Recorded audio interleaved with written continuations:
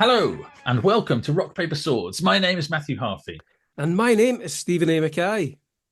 Thank you to all our patrons. If you would like exclusive bonus episodes every month, a free copy of our book, Tips on Writing, Publishing, and Marketing Your Book, and other cool perks, check out our Patreon page.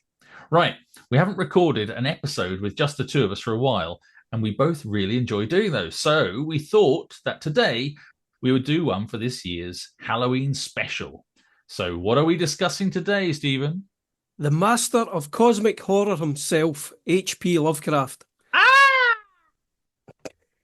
That was me being scared of the cosmic horror. I guessed that. I didn't think he'd stood in a Lego or something. Author of stories like The Call of Cthulhu, The Shadow Over Innsmouth, The Thing in the Doorstep, and a ton more. Howard Phillips Lovecraft was born on August the 20th, 1890, and he died March 15th, 1937. So if I've worked that out right, he was only 47 when he died. I've mentioned HPL a lot on the podcast since we started doing it because I'm a huge fan of his writing. And I assume Matthew was as well, but apparently he's not very familiar with it. So, is that right, Matthew? You're not really familiar with him? Well, I'm familiar with the oeuvre as a thing. I know. So basically, if we're going to sort of talk about how how much we know about H.P. Lovecraft and when we first read him and all that sort of stuff, I did back in the 80s. I think I first came across H.P. Lovecraft with the Call of Cthulhu role-playing game. I was massively into role-playing, Dungeons and Dragons and other games. And there was a point in the sort of mid 80s through the sort of the end of the 80s through into the 90s, I suppose, to the mid 90s, where I was basically buying every single role-playing game that came out of that tabletop desk, with dice and everything. And I played them all a bit, and some of them I really, really enjoyed and played a lot, and some I played 2 or 3 times and never touched again. A bit like you do with like computer games now, I guess.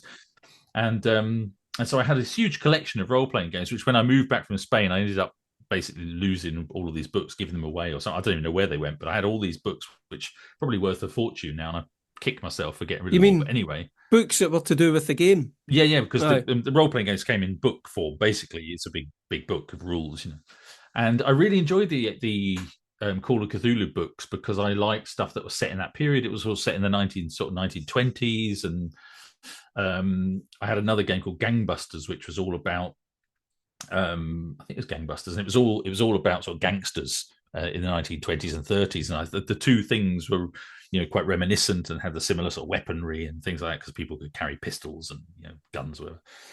And so I liked all the maps, I liked all the stuff, and I sort of read those rules, and I played the games a bit. And as a result of that, I did buy a couple of anthologies of his short stories, I guess, and read some of those. And that's probably about as much, maybe apart from other sort of pop culture references and things like the Walking Dead and the Necronomicon and things, which pops up all over the place, things like that. So, and obviously other bits and pieces, but that's probably how much contact I've actually had with this stuff. Right.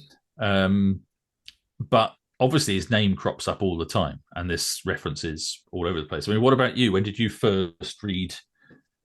Yeah, I think I was in about my 30s, which is probably okay. unusual. I don't probably even the remember. Same as when I started reading them. I was in my teens. You're in your 30s, about the same. You're that much younger, aren't you, than me? So.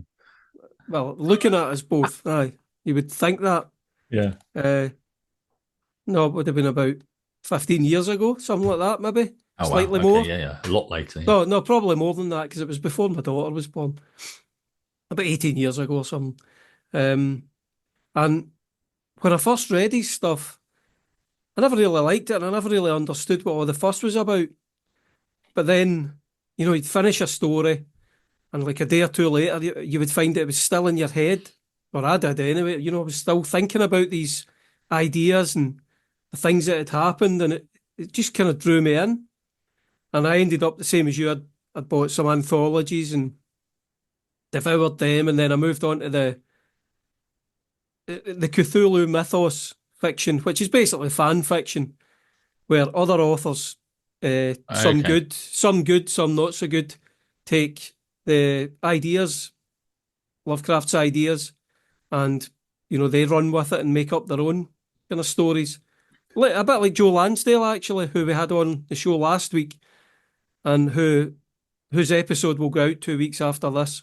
Yeah, so who we interviewed last week. Yeah, Yeah, that's right. yeah. So yeah, it's interesting. So his collection of short stories, just to give him a little plug, is it, in the Mad Are the Mad Mountains, I think, isn't Mountains it? or some Yeah, in the Mad Mountains, which is uh, obviously a play on the the Mountains of Mountains of Madness, Madness? Yep. which is a Lovecraft story.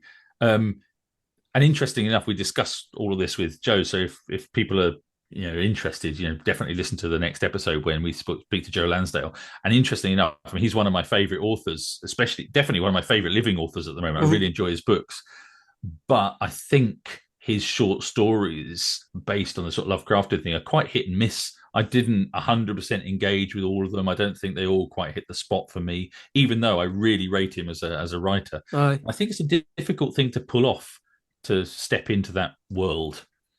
Well, I think one of the topics I'd written down was how scary are Lovecraft stories. And I don't really find them that scary. I just find them really interesting. The ideas, and I think modern authors, or any other author, not even modern author, any other author, is going to have a hard time replicating Lovecraft's ideas without, either ripping them off or just going in their own direction and completely missing the mark. Yeah. I've bought a ton of the Chaosium, actually. I think they're to do with the people who do the role-playing game, yeah. Exactly. But I thought that, but they have a load of like fan fiction stuff, Cthulhu Mythos stuff. I can imagine they would. I can imagine they would, because obviously you need adventures for the games. It's a bit like with the Black Library with Warhammer and everything, where you basically have fan fiction or fiction based in the same world, which sort of helps people spin off ideas and come up with ideas for adventures and things. And one of the things I found really interesting about the Chaosium role-playing game to play is role-playing games in general are, well, pretty much they're all sort of open-ended. There's no real winner or loser. It's just like you're telling a story. You're basically live telling a story with other people, and you're sort of guided by a dungeon master or a games master. And there's rules that you stick with, which are kind of like the physical rules of the world that you're playing within. Right. So there's it's a game, but it's very unusual. There's no real winner or loser. You just sort of progress through it, and it's all about storytelling and sort of interacting with the world. And the difference with there was a big difference in the Lovecraftian one and the Call of Cthulhu, in that it was almost inevitable that nobody was going to survive in the adventures. Just like the stories. Just like the stories. But it for me as a teenage boy or a guy in my early 20s when I was playing, although there's no winner or loser, I kind of wanted it to be a bit heroic, the heroic sort of fantasy element. You want to be a hero where you kill the baddie, or you come across the dragon. It's really difficult. You get wounded. You think you're going to die. Maybe some people die, but eventually you defeat the dragon. You get the treasure and the girl or whatever. That sort of thing. And that's pretty much where my storytelling still lies.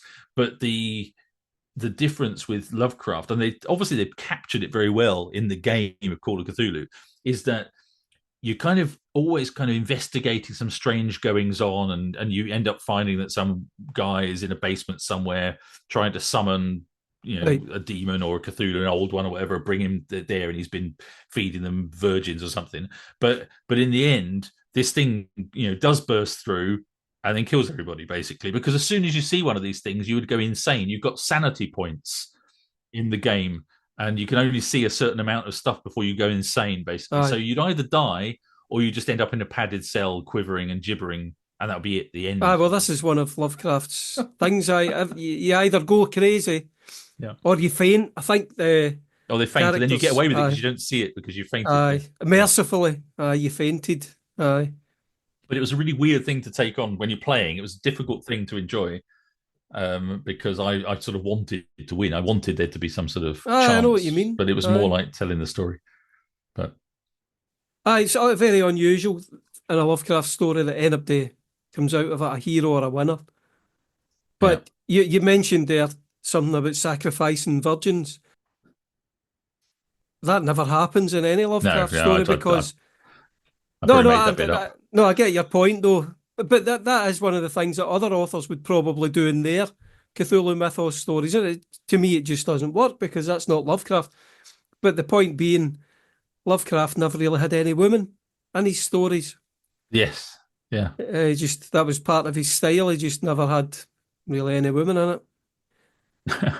Which is interesting. And you probably, yeah, nobody would, you wouldn't get away with it today, I guess. But No, you would. also, Your publisher would tell you like you need to have a love interest or something. Lovecraft just has nothing like that at all.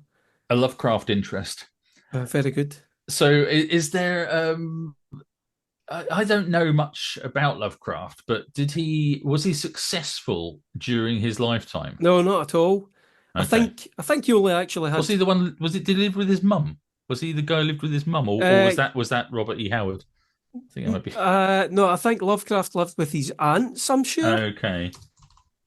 I think his dad. I'm sure his dad died of syphilis Nice. and ended up in a lunatic asylum Well, yeah, we've because all it done made it. you go insane. So this kind of feeds into his stories, obviously. And then he had to live, I'm sure, with these two aunts, and then he got married to a Jewish woman and Yes. moved to New York, and he absolutely hated it because he came from like a small town, Providence, Rhode Island. Providence, Yeah. yeah, Great name. and he soon left New York and he's gave up on the marriage and left. Uh, so I think he had a bit of a strange life, which fed into his stories, made him xenophobic, racist, all the stuff that people nowadays know about him. His bad points. And listen to the episode with Joe Lansdale because he goes into a lot more detail and uh, he knows a lot more about it coming from America Yes. Yeah. than we do. So if you want to know more about the racism aspect of Lovecraft's stories, then listen to the episode in And 2 weeks with Joe yeah, and Lansdale. also a really interesting take on sort of telling stories now, that have the feature racism. That was really interesting conversation with Aye, Joe it Lansdale. was. Yeah. So, Aye, because I say I live in Scotland. I don't really know anything about this, the racism that's prevalent in America back then or, you know, nowadays. But Joe yeah. Lansdale is obviously much more Yeah. tuned From into it. So, Texas. Yeah. aye. So, listen to that if you want to know more about the racism. We're not really going to talk about it today, I think. Uh, but we will talk about his style, I think, because this is kind of where he falls down for a lot of people. Like he's accused of using far too many adjectives. There's very little, if any, dialogue really in his stories. There's zero, really. I don't really remember any female characters. I know there's going to be a couple, but not really. Um, so for me, it's a positive because it's cosmic horror and it is kind of unearthly the way he writes. It's not really like anyone else I've ever read. And I'll give you. I just picked out a wee excerpt from Haunter of the Dark, just at random. You could pick any one of his stories and they're going to be similarly composed. So I'll read that out just now. Then suddenly a black spire stood out against the cloudy sky on his left, above the tiers of brown roofs lining the tangled southerly alleys. Blake knew at once what it was and plunged toward it through the squalid, unpaved lanes that climbed from the avenue. Twice he lost his way, but he somehow dared not ask any of the patriarchs or housewives who sat on their doorsteps, or any of the children who shouted and played in the mud of the shadowy lanes. At last he saw the tower plain against the southwest, and a huge stone bulk rose darkly at the end of an alley. Presently he stood in a wind-swept open square, quaintly cobblestoned, with a high bank wall on the farther side. This was the end of his quest, for upon the wide, iron-railed, weed-grown plateau which the wall supported, a separate, lesser world raised fully 6 feet above the surrounding streets, there stood a grim Titan bulk whose identity, despite Blake's new perspective, was beyond dispute. The vacant church was in a state of great decrepitude. A state of great decrepitude. That's I had to brilliant. include that line's from a different paragraph, but I just loved that word decrepitude. It's a So brilliant line. I had to add in. But I mean, it's actually hard going to read it out loud. It does sound good though. I have to say that Aye. even though it is like you can see it's a little bit overwritten, Well, he's but it added in does far too many but it adjectives. does really capture a It, mood and an yeah, essence and a feel, and atmosphere. it's got something. But it's interesting because we talked a little bit about this before we came on air, and just I was saying that Robert E. Howard, famously writer of Conan, was a contemporary of H.P. Lovecraft's and a fan. And I think they became friends, I think, via writing letters to each other. Yeah. That Robert Howard wrote him a letter saying how great one of his stories was, and they ended up Yep. conversing via letter. Which happened a lot with Lovecraft. He did converse a lot with people. Yeah, and I don't think they ever met in person, but they might have done. But I don't know. There was one guy, I don't know if it was Robert E. Howard, there was one guy who actually went to visit and lived with him for a while. All And right, okay. that guy lived with his mum and dad. So he basically lived with that guy Yeah.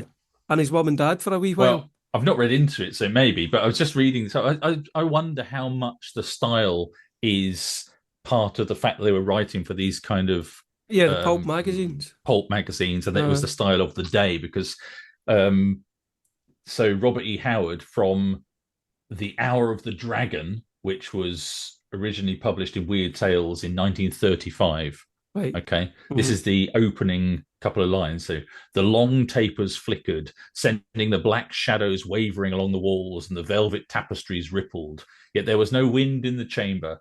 4 men stood about the ebony table on which lay the green sarcophagus that gleamed like carven jade.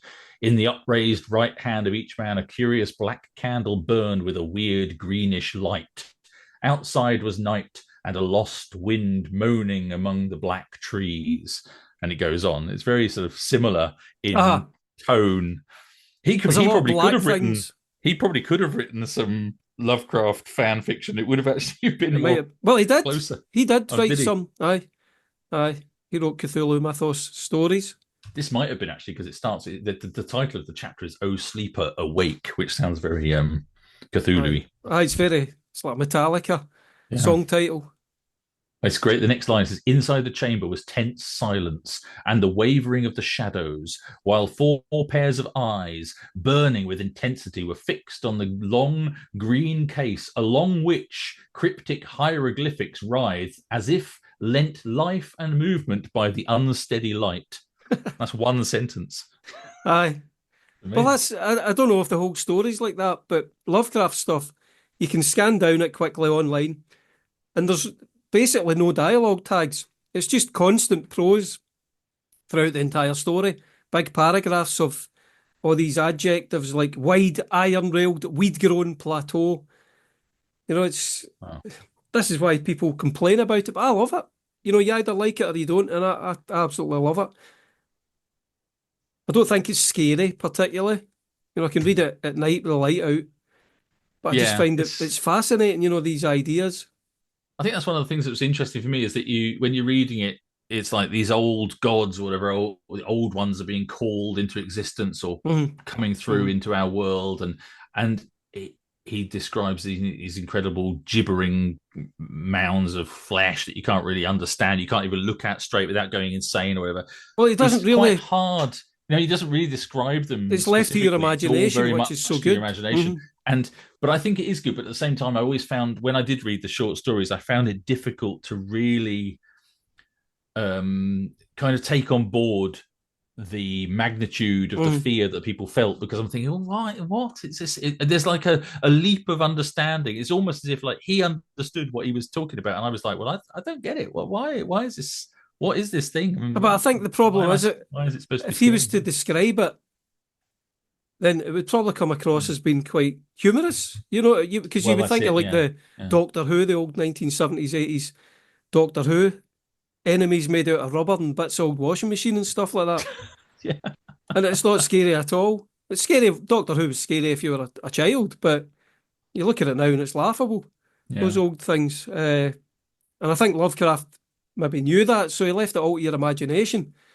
And I think that's why it works so well, and it's probably why there's not been a decent H.P. Lovecraft movie, because it's a visual medium. Yeah, you couldn't recreate the stuff without becoming stupid. I mean, even with CGI and everything, you could do it, but it would just look CGI and ridiculous. It just wouldn't look scary. You just would not. Yeah. It has to be in your own mind. Yeah, I think you're right. Because there's like fishmen, aren't there? There's like, is that the Innsbruck one? Is that the Innsmouth? Is that Innsmouth, the one yeah, with the sort of the fishy men kind of thing? yeah. And Like sort of again, that's servants kind of like a of Doctor Who. Aye. yeah, they look like they Servants look of like in Dagon, your I'm sure. yeah, they're just like so that just seems a bit ridiculous. Like you can Well, imagine that it would just be men in suits in a film, like men from exactly. Black Aye. Lagoon or whatever. But the scary part about that story, I don't want to spoil it for anyone, but trust me, you'll enjoy it anyway. And you'll read it multiple times if you're anything like me. But the scary thing about that story is the protagonist turns up in the town, and it turns out there's all these people that are kind of turning slowly into like fishmen. That's right. Yeah, yeah, yeah.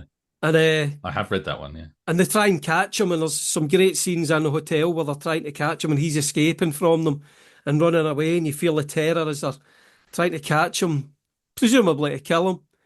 But yeah. then it gets to the end of the story, and the guy comes to realise that he's been drawn back to that place because he realises that I think it's his grandmother or something, came from there, and he's actually one of them.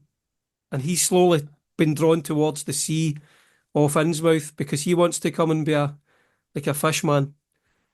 And that's where the horror is, that he's Yeah. realised that he's actually one of them. So it's like a psychological horror as well as this cosmic horror. It's the Aye, psychological sort of aye. thing of being inside this guy's He's mind. Yeah, slowly, he thinks he's going crazy at first and yeah. he's ready to shoot himself. But then he And then gives he in and he realizes this is realises his. he's one of the fish-lipped, scary guys that are hanging around Innsmouth. Aye. That's it's good. I was just reading about him a little bit very quickly on Wikipedia. He was 46 when he died because it was before his 47th birthday. But he committed suicide. Yeah, he committed suicide when his mum was. I think it said But you're talking about Robert E. Howard. no, H.P. Lovecraft committed suicide. I don't think so. He had stomach cancer. Robert E. Howard killed himself when his mum Wait a died. minute. Or his This mum get deeply diagnosed. almost immediately after hearing about Howard's death, Lovecraft wrote a brief. Oh yeah, no, you're right. You're right. But he died really soon afterwards. Lovecraft's physical health was deteriorating. He was suffering from an affliction that he referred to as grip or gripe. Mm. But due to fear of doctors, he was not examined until a month after before his death. After seeing a doctor, he was diagnosed with terminal cancer of the small intestine. So yeah, you're right. Sorry, he died. He died of this of cancer. But Mm. yeah, so sorry, I misread. I was that's the trouble with skimming through stuff because Robert E. Howard basically found out that his mum Was about to was die. about to die, that he commit suicide because they were close mates. He heard about it, and Uh, it's sad. I don't think he ate very well, H.P. Lovecraft. He wasn't a very adventurous guy outside his stories. He ate stuff like, I think it was like beans and toast or something every single day, basically. Gosh, Or corned beef or something. There was something like that he just ate all the time. So he wasn't getting enough nutrients. And I think this is what contributed to his death in the end. And he's a very odd looking guy as well, if you ever see very pictures strange. He of him. almost looks like a bit Aye. of an alien. He doesn't look. Aye, He aye. looks Aye, he's a weird. scary looking guy, but apparently he was quite a good laugh with the people he met, and he was well liked Yeah, I by mean, the yeah, people he met.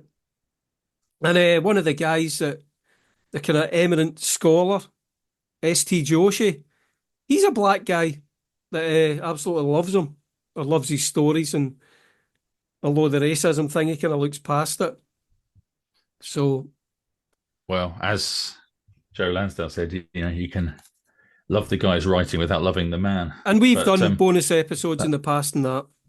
yeah, that's an interesting one. Yeah, anyone who is a producer or a top fan on Patreon, if you haven't listened to the bonus episodes that are back catalogue Mhm. of episodes, they're there for everybody that signs up, and we have done one on specifically that question, which is can you separate the art from the artist? So yeah, worth a listen to us rambling about that. We've not touched on the gods yet. Lovecraft, he didn't.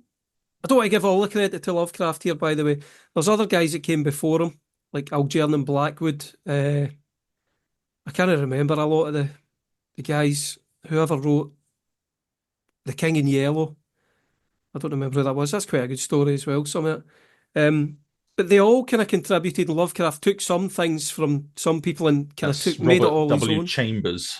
Right. These were all guys that Lovecraft had read before growing up, and he kind of took it and added to their stuff and So he had gods like Azathoth, Cthulhu, Nyarlathotep, Shub-Niggurath, a yog-sothoth, and they all have these kind of weird, uh, ancient sounding names. Some of them sound quite ridiculous, but other ones like yog-sothoth and stuff like that. When you hear the audiobooks being read out, it's pretty cool. They're good names that he's invented.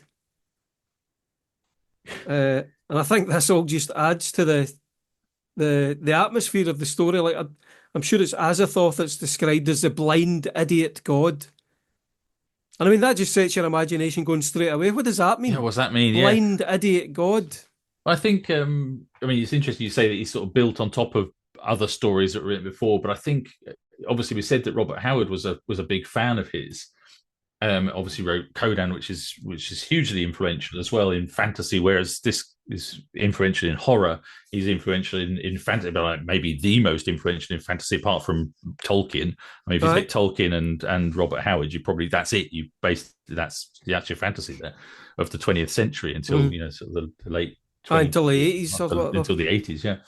And but I think there's a similarity in that Robert Howard, although it's all fantasy and it's sort of made up stuff, it all has like echoes of real history. Aye. It Mm. feels like, I mean, he mentions real places sort of intermingled with, so it's like it's about the rise of Atlantis and all these different things, but it's like, but outside of the sort of the fantasy, it has like a believability and that it feels like they're real places. He imbues the world with a reality that seems true when you're reading it. And I think he does the same. I think that Lovecraft does the same, and these gods feel like maybe they really did exist, and there were societies, maybe like the Egyptians, or whatever. You got one of the names there that sounds Aye, Nyarlathotep. Nyarlathotep, whatever. Aye. Yeah, it sounds um, very Egyptian, and you can sort of think, okay, well, maybe the Egyptians did worship some of Aye. these huge gods, or maybe like Machu Picchu in South America, and maybe that's actually trying to summon Cthulhu or whatever Mm. these things are. You can kind of imagine that some of these ancient societies and ancient religions could be linked to these weird sounding gods and Aye, definitely. And he did. I mean, the story, The Rats in the Walls, oh yes, is about an yeah, American guy who comes to England, and it's like some family seat of his, like his ancestors had this Exham Priory, it's called, and underneath it they find this chamber with bones, and there's all these rats, and apparently the pre-Romans had worshipped these gods and stuff. And it is, he took it all out the Encyclopedia Britannica, I believe, because that's all that was available to him at the time. It's like us nowadays.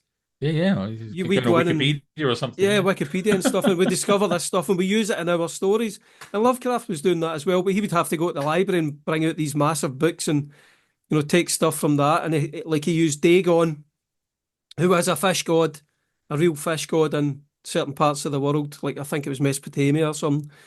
So he used that. So he would yeah. he would And I he would think make that's things up and I think that's what lends it this special sort of believability almost. You can sort of think, well, there's some sort of echo of the truth of history here. And they managed to sort of like go in. And I think that the fact that they wrote these things with like completely straight face as well, they didn't write it in a tongue in cheek way, which I think it'll be very easy to fall into that and sort of I try almost and like be make it a bit humorous. a bit of a joke, but it's not. It's like this is deathly serious, Aye, and which I think is probably it's an asset really because if you start making it a joke, then it's got nothing going for it really. aye, Just because it's very close silly. to a Yeah, joke. You could yeah, people would take the piss out it as it is anyway. So if you were not to do it with a totally straight face, I think everybody would kind of see it as a joke rather than it being slightly eerie and creepy or eldritch, as he likes to say so often. Eldritch. Yeah. So what's what are your favorite stories of Lovecraft? If people are going to pick up, if they're only going to read like one or two stories, what would you say were your favorites? I would say The Case of Charles Dexter Ward is a good one. Did you hear recently there was a BBC dramatization of that? Did you hear it? No. I listened to it all. It was but I think it was like transposed to modern day, but it was definitely I see, Cthulhu. that's what I hate. I don't like it. I think there's a podcast that does that. It was a podcast, Aye, but it was on the BBC iPlayer or whatever. But it was like a aye, podcast thing. But it was. But as I was listening to it, I was thinking, I'm sure this is Cthulhu. Like within a few, 20 aye, minutes, time, I was aye. thinking, this sounds really familiar. Familiar. But it But was. But they did it as sort of like almost like yeah, like a podcast. They're going and interviewing people and trying to find out what happened to this guy oh, and right, right. disappears. It's well done. It's sort of like a play as opposed to. So it's like a podcast, but they're like as if they're really in the story and it's really happening. It's like it's clever. Aye, I mean, I don't like that kind of thing because I don't really want the modern setting. I like the 1920s or whatever style Yeah, setting. That's what I like about it.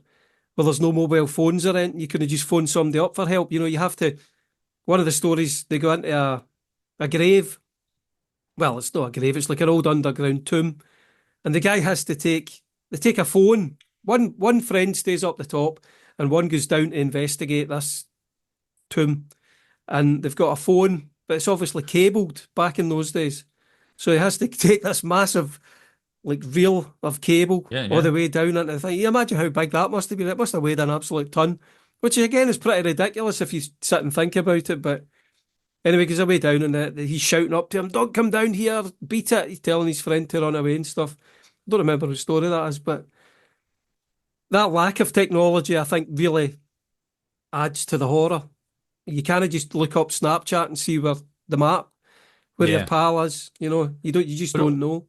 But so I would also, say the case of Charles Dexter Ward, the Shadow Over Innsmouth, the rats in the walls, the colour out of space. well, that's And, yeah, the Cloud of Space. That's a uh, famous one. Is that Cthulhu who appears in that one? Is it? Or no, was that no, yog-sothoth? Who Cthulhu's not appears? really in any of the stories apart from the Call of Cthulhu. He's mentioned Uh, a bit like the Necronomicon.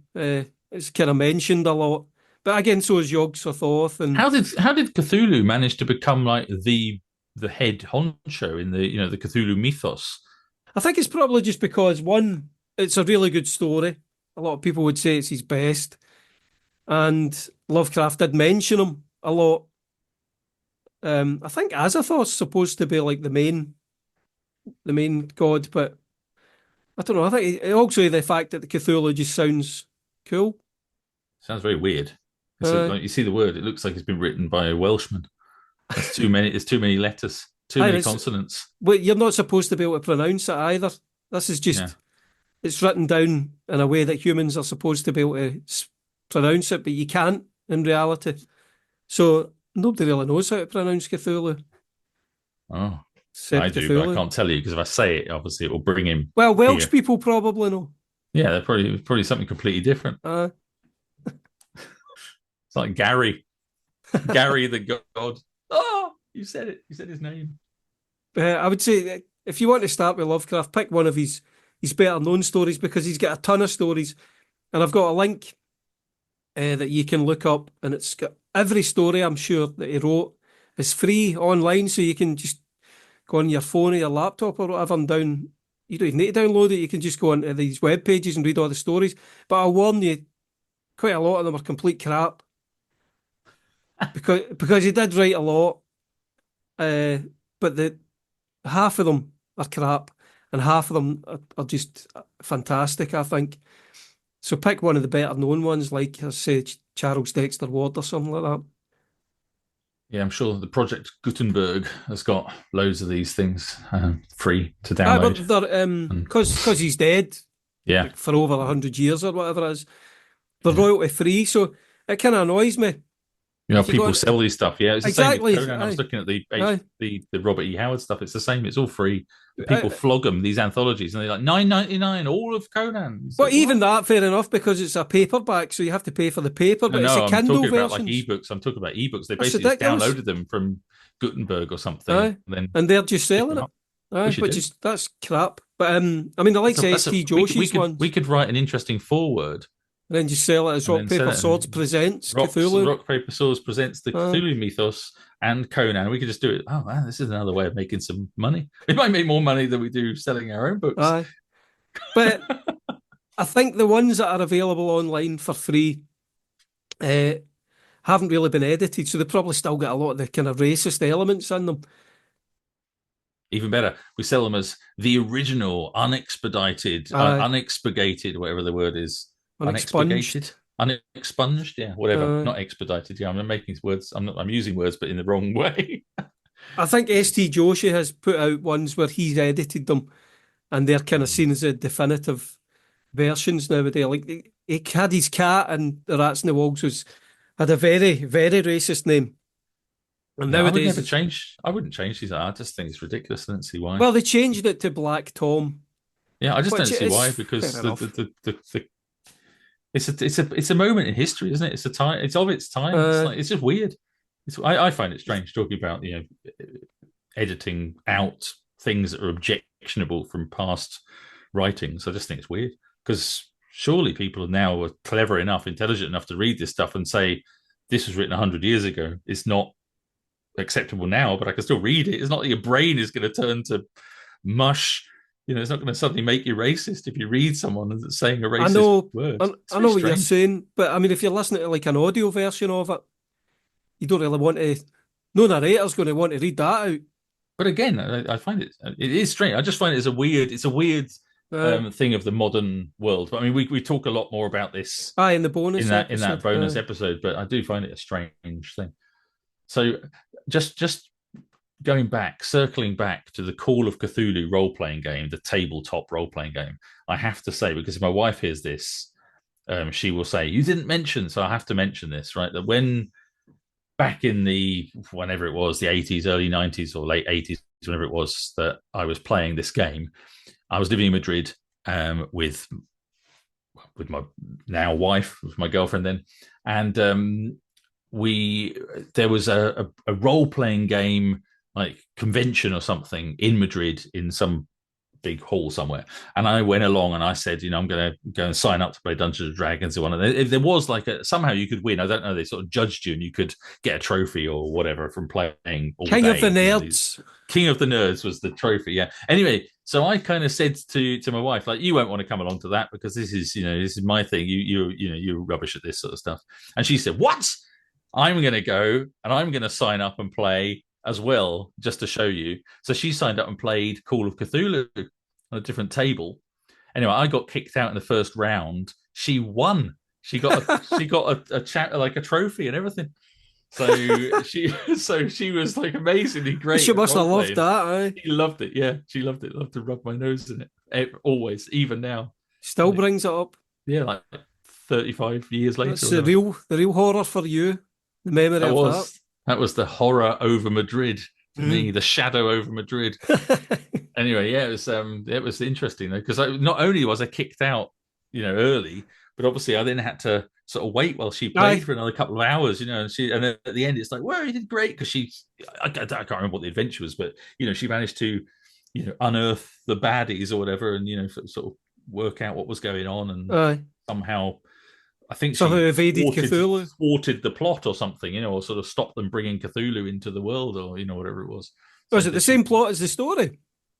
No, I don't know what I No, can't remember, no. but every one of them was basically all of the plots is basically the same, where someone has got a building. Well, a bit Well, like because that is the plot of Call of yeah, Cthulhu. Not well, not it's so the much his other stories, but that one is. yeah, but it reminds me of like Ghostbusters as well. In Ghostbusters, where they've got this building that's been built in a strange way in the Aye, 1930s to aye. basically call the gods.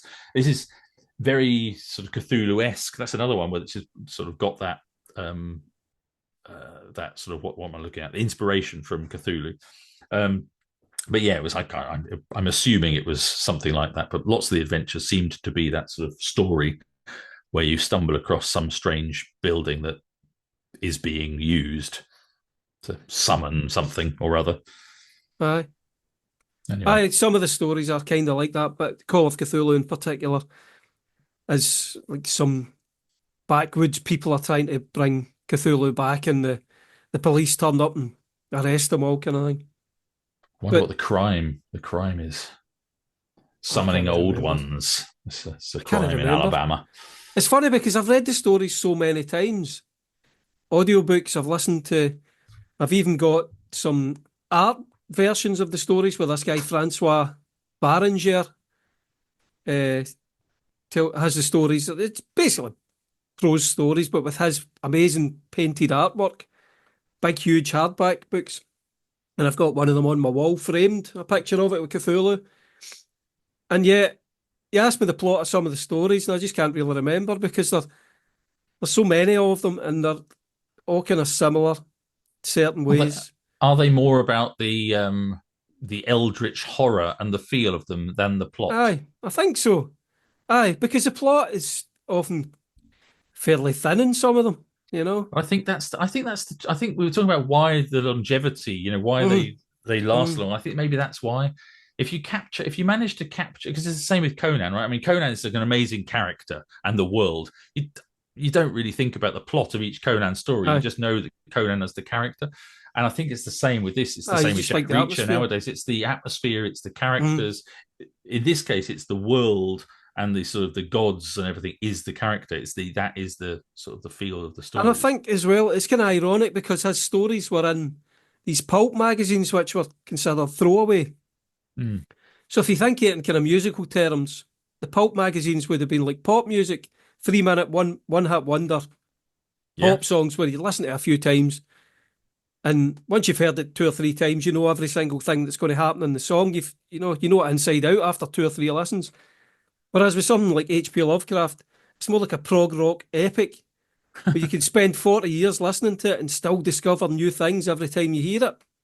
And I think that's what Lovecraft stories are like because of the density of his writing. You have to actually work at it to picture these things in your head because there's so many adjectives and not enough dialogue and stuff like that. But that's probably one reason why people still, I keep going back to them. Every year or something, I'll go back to these stories and listen to the Audible versions and whatever. I love them as much every time, and every time I think, oh, God, I'd love to be able to write something like that.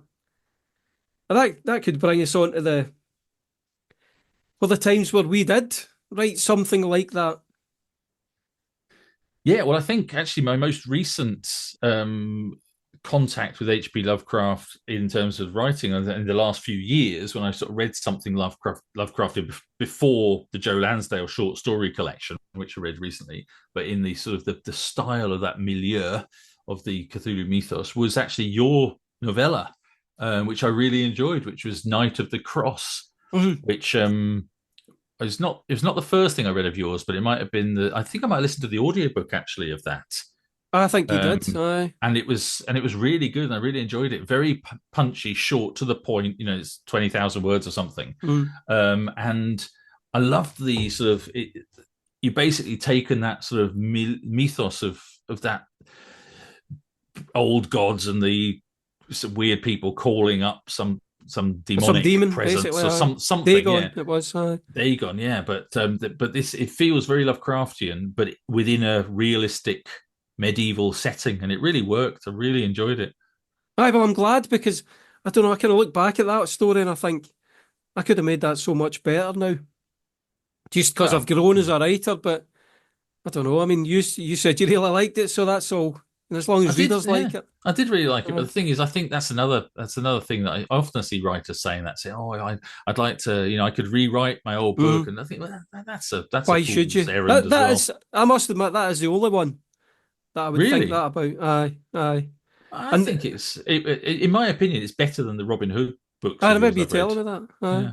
aye. So It's just it's definitely a matter of choice of mm, the reader. aye, I'm not subjective. saying the Robin Hood ones are bad. I'm just saying that one for me really hit the spot. I really enjoyed it. Really was Aye. Oh, well, great. that was Night of the Cross. So if you're interested, you can look that up. But And you that's also night with a K, just for Knight, the Knight of the Knight, Cross. So Knigget of the Cross like Knight Rider, but without David without a Hasselhoff rider. or Kit. um, but you did something similar, as you often do. You rip off my ideas, and I think. Well, I don't think so. In Kin of Cain, I think you're referring to. It is a novella, which I think I took the idea of writing a novella mm, from you. And that's true. And also, it's spooky, scary kind of. It's the closest to horror, I guess, that I've written in a whole novel. And I think sometimes I realize that sometimes I've got subplots and a couple of scenes and things that do sort of tend to veer towards horror. So I think I've got that sort of tendency in the writing. I could easily go there. I'm a big fan of Stephen King. Used to read all Stephen King's horror well, novels. just I just was, just as an aside, there, do you find yeah. Stephen King's books scary? Do they frighten you? Sometimes when I think you need. I wonder if you need to be the right age to be scared from a book, because I do remember reading Stephen King as a teen in my Right, late teens and right. being absolutely terrified. Aye. Yeah, No, I just so I asked think, because when I was but writing Night of the Cross, I went to the library and I got out some Stephen King books because I thought I need to try and make this really scary. So I better learn from the master. And I wasn't scared in the slightest. But I I think if you didn't read them find as a them. teenager, I think Aye, it's aye, a maybe. certain moment in your life. I don't think I'd be Uh, scared now if I read. I mean, I've read Stephen King books now. Recently, I've read a few that kind of not as horror based. They're more, I don't know, more psychological horror maybe. But yeah, I mean, he's still a fantastic writer. But well, I'm not saying he's not. I don't no, want but anybody to think I'm saying he's shit or anything like no, that. no, I but I just know didn't what you're find him saying though. scary. I know what you're saying. I don't think I'd find the same book scary now if I read them. I do remember reading it in probably the late 80s, early 90s, and that scared me. There were moments of that when I was reading it because I was getting so into it, so long and Mm. so dense the story. You're getting so into it that you kind of gets in your mind, and so I put this is before the internet or anything, so, so no mobile phones. So I'd be reading it on the train, going to visit my girlfriend, put the book in my bag, maybe walk along the street, maybe reading a few pages and walking along the road to get to a house, and then like hear a noise, you think, fucking hell, and it sort of makes you jump because you're Uh, like in the middle of the story, and so I think, yeah, that some of his writing is quite scary, but it's always, I think it depends so much more on the reader than the writer in many cases. But aye. Mm. going back to the King of Kane thing, just to finish that, I think it is kind of a little bit horror, but really it's based on Beowulf. It's really my sort of retelling of the Beowulf story, but maybe with more sort of horrific undertones. But I don't think it's Lovecraftian really at all, because I don't really hint at anything bigger, any older gods or anything like No, that. So no, but it's it's a little as bit a Halloween special. eldritch, This maybe. so aye, Yeah, yeah, but it's definitely a aye, Halloweeny type book. So aye. It's if you want to definitely. read something set in the world of the Benicia Chronicles that is a bit horror, yeah, read King of Kane and Yeah. find out what really happened Mhm. to everybody. Aye. And just before we move on from this, the novella I'm writing just now, which was supposed to be short and punchy like Night of the Cross, it's actually like 42,000 words now, and I've Wow, still that's like not half a finished it. novel. I know, it's just get carried away Why don't you just expand it into a novel? because I You want to put it almost. out. I want to put it out before Christmas because it's a winter novella, and it finishes up at Christmas as all these Yeah, novellas do okay. of mine. But it's called The Heretic of Halton Price Priory. So Ooh, nice. by the time this episode comes out, it will hopefully be available in a couple of weeks. So just check it out. The cover art's really good. I sent it to Matthew the other day, and It's it's good. Yeah. pretty good. I'm going to have the Robin taken out though. I think that's a bit too jaunty. Too Christmassy. Just a bit too jaunty. The way it's Have a fluttering of snow sort of falling, maybe give aye, it a movement. aye. It does look good. I did think, I wondered if you've been inspired by Wells Cathedral, because it's quite cathedraly in the background as well. It's I know just it's a because it's set priory, at a but priory, you know. so it's just. And I'd obviously never made the cover myself. I just sent the designers an image, and they actually basically did just as always. They just make a better version of what I've got. This is quite Lovecraftian. This story, it's quite like Rats in the Walls, and I think the Thing in the Doorstep, which is another great Lovecraft story, where he kind of switches bodies. One of the protagonists, one of the main characters, he switches bodies, Oh, and it's quite funny because it's a man, an old magician, necromancer type guy, who switches bodies with his daughter, and then his daughter marries this guy. So when you think about it, it's actually the guy's married another guy basically yeah, who's yeah. in a woman's body, and that again is he doesn't know anything about it or anything, and that's another cracking story. But my new novella is kind of an amalgamation of a few of these Lovecraftian ideas. Um, I just hope it works. You know what it's like, Matthew, when you're writing a story. I'm thinking this will be done 20,000 words, knock it out, be great, sell it for £2. And no, it's just I've get carried away with it because different things keep happening, and I even got out the Bible The the other Satanic night. Bible. Aye, Anton LaVey's. I would It's never not the have such a best. thing. It's not the bit. You what? I would never have such a thing under my roof. Well, no, it was an online. You can find it online. None But of it's not. that. None of that here. There's an awful lot of exclamation marks in it. But uh, but I thought I'd better have some good research, some scary sounding stuff in it. So there's some stuff from that as well in there, just for your Halloween fix. A little bit after Halloween when it comes out, but you know what I mean. Anyway, what will we move on to next? Well, music. Oh yes, that's the only thing we haven't touched on is the music, and of Aye, course, this is his rock paper swords. So, um, I wasn't yeah, sure if you would Cthulhu has inspired. turn probably mostly heavy metal bands. That's all I know anyway, because that's what I listen to. But I don't know. I thought you might have added some if you know any, but I'm No, guessing you don't. I don't know any. The only Uh, thing that I knew is the Metallica song, really, the Call of Cthulhu. aye, and spelt with a K because they didn't want to bring Cthulhu closer, apparently by spelling it the real way. Yeah, well, imagine how many millions of people listen to it. I mean, obviously, you wouldn't want to, Aye, aye, that summon could them. summon Cthulhu. That would Mm, have been a bad ending aye. for Metallica. Biggest heavy metal band in the world. Oh, we actually caused the end of the planet. Aye, could be. You never know. Aye, aye. But they've actually got a few songs about Lovecraftian themes. Dream No More's another one, and the thing that should not be, which has got lyrics like "Hybrid children watch the sea, pray for father roaming free," and that's kind of like Shadow Over Innsmouth again there. Fearless wretch, insanity, he watches lurking beneath the sea. Great old one, forbidden sight, he searches. Hunter of the shadows is rising. Immortal in madness you dwell. Crawling chaos underground. Cult has summoned twisted sound.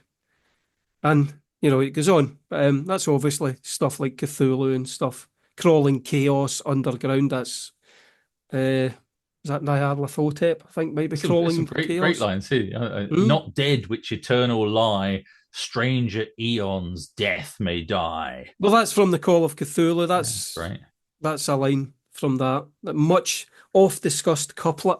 I think Lovecraft calls it. It's from supposedly the book compiled by the mad Arab Abdul al-Hazred, the Necronomicon.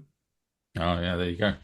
So, Uh, which again, a lot of people think is a real book, and I use that in quite a few of my novellas. Some of these books that Lovecraft invented, like the Necronomicon, just because they sound so cool and people think they're real, but he just made them all up. They're not real at all. I like that. It's an I might do that actually because I've got obviously my A Time for Swords series. Mm. Hunlaf is really into books, and lots of the storyline is all Well, about that's it, going aye. chasing after this Aye. book. And the book that he's after is a bit sort of really based on history, but is it a real book? I don't know. It's kind of, but it's sort of vaguely based on it. But I quite like the idea of just completely inventing something, not copying the Necronomicon, but inventing something else. Just saying there is this book, and it's got some sort of power. Well, I think the Necronomicon, I'm not sure it fits with the kind of medieval titles.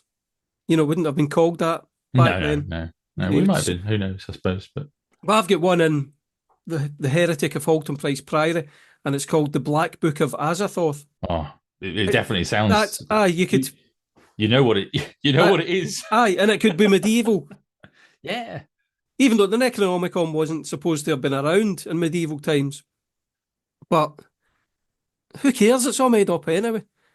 And it sounds good and it's interesting, so it's a bit better than coming up with stuff that wasn't. Well, you can't come up with anything actually, because I don't think there was anything like that recorded in medieval times, like necromancy or anything like that. Well, maybe from in Arab language, maybe in the Arab language. Aye, Interesting, some or interesting even stuff in in El Escorial in Spain. It's a monastery palace in the 16th century. Philip II built in the mountains. It's near where I used to live. It's an amazing place. Where the kings and queens, the monarchs of Spain, are actually buried there in the crypt, and you can go down and see the vault with all the niches with the names on. It's amazing, but it's got an incredible library there, and he was incredibly devout Catholic, obviously in Spain, and you've got the whole history of the Spanish Inquisition and everything. But he was a very devout Catholic, but it was forbidden to own certain books. But because he was the king, he could own he them. could have whatever he wants. So he had, and he was very devout. But so that in this library, it's got all these forbidden texts, and it's got sort of Arab texts about whatever, turning lead into gold or whatever, just weird stuff about astrology and astronomy and things that they wouldn't have, the church would have really frowned upon. But he's got them all there in his. I think by the later medieval period, you were getting books created about, necromancy and stuff. Yeah. And I think it goes back to Roman times that certain people were accused of necromancy, but there weren't really books like the Necronomicon or anything like that you could. So you kind of have to make them up. But we forgot, we kind of skipped over the music a bit there. There's certain other bands which. Oh yeah, I've added some links. They are heavy metal, usually very heavy metal. Nile, Sulphur Eon, Ulthar, Yog-sothoth is a guitarist from Morbid Angel. And obviously with a name like Yog-sothoth, which added a G for some reason, I don't know why, but that's obviously Lovecraftian. Well, but probably because he didn't want to summon Azathoth. Well, maybe, it might have been that. I never thought of that. But I mean, there's a whole ton of bands that have got stuff about H.P. Lovecraft's writing. And you can find links to stuff on Reddit and that. There's a whole thread on Reddit that's got a A to Z list of hundreds of bands. But those are the bands that I myself actually listen to. And I'll stick some links in. I mean, I could sit here and talk all day about H.P. Lovecraft. I love his writing. We could, but I think probably we shouldn't. Because one, or mainly because I think we shouldn't say any more of these names in case we actually conjure up any of the old ones, which we probably mentioned enough now. We shouldn't say any more. But people listening will be getting terrified and start gibbering and losing their sanity. All of our listeners will collapse in gibbering heaps, crying and clawing at their eyes. They're not even listening anymore because they've all fainted. They've all fainted mercifully. Mercifully fainted. If you've mercifully fainted and just waking up, that's it for today's episode. You've missed it all. You've missed it all. Rewind and faint again. So we hope you've enjoyed it. Don't forget to leave a review and subscribe. And special thanks to all of our patrons. And with a special shout out to our Patreon producers, Luke Gauchi, Adam Turner, Ben Mayer, Andy Maxwell, and Ben Fox, who just signed up today. So thank you very much. And if you'd like to join them, sign up as a producer and you can get all of the bonus stuff we've been talking about, or as a top fan. And then you get the bonus episodes. But what do you get less? You don't get the book. But you don't get a shout out. You don't get a shout out by name, and you don't get your birthday shout out, because if you sign up, you get a birthday shout out. Yeah, if you tell us your birthday. If you tell us your birthday, yeah. Anyway, go and have a look there. There's loads of bonus episodes already recorded over the last several months. It's about a year, I think. Yeah, and every month there's a new one coming out. So that's it. Thank you, guys. Yeah, thanks very much. And let us know if you have any questions or things you'd like us to cover in future episodes. You can find out more about our books on MatthewHarvey.com and StephenAMackay.com. The theme music is written and performed by us, and we own the copyright too. Until next time, a Rock Paper Swords, it's goodbye from me, Matthew Harvey. And it's goodbye from me, Stephen A. Mackay.